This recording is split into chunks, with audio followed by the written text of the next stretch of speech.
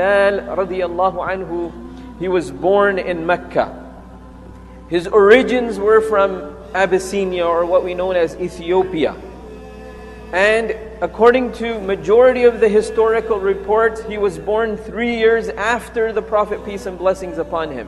His full name is Bilal ibn Abi Rabah. And it's mentioned in some of the reports, his mother's name was Hamama. He was, as described by the companions, he was very dark-skinned. He was tall, he was skinny. But when they describe his inner features, the Sahaba say things like Sadiqul Qalb. He had a pure heart. Al-Amil, he was one who struggled and strived for the cause of Allah subhanahu wa ta'ala. 2 titles were given to him by the Prophet, peace and blessings upon him. Number 1, Al-Khazin. He was the treasurer. He was the personal accountant of the Prophet, peace and blessings upon him.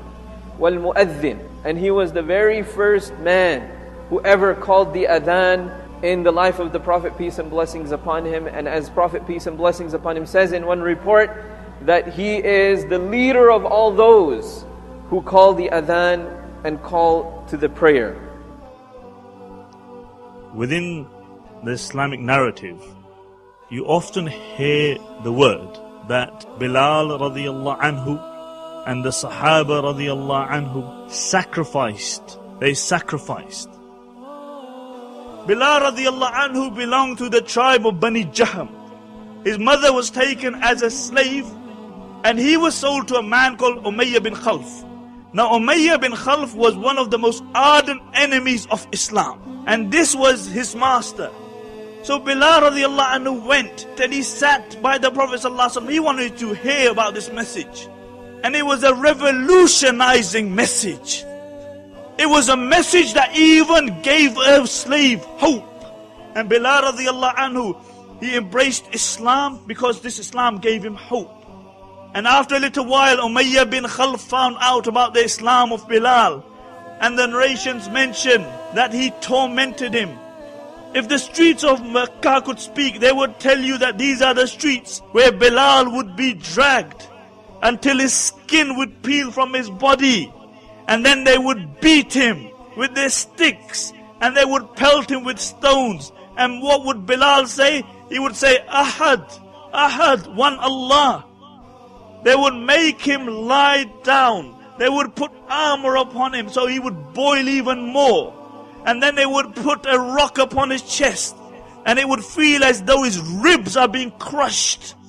And then they would say, Oh Bilal, denounce your religion. And he would say, Ahad, Ahad. They would say, Bilal, believe in Lat and Uzzah. And he would say, Ahad, Ahad. The only man that they couldn't break was Bilal. The only man. Why? Because Bilal broke them. And the Prophet ﷺ would see this persecution.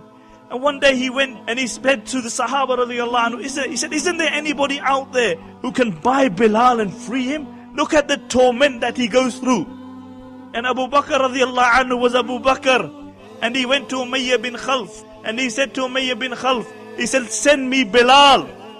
And Umayyah bin Khalf said, yeah, I'll sell him to you because you're the one who corrupted him in the first place. So Abu Bakr said, how much you gonna sell him for? And he said, I'll sell him for 10 gold coins.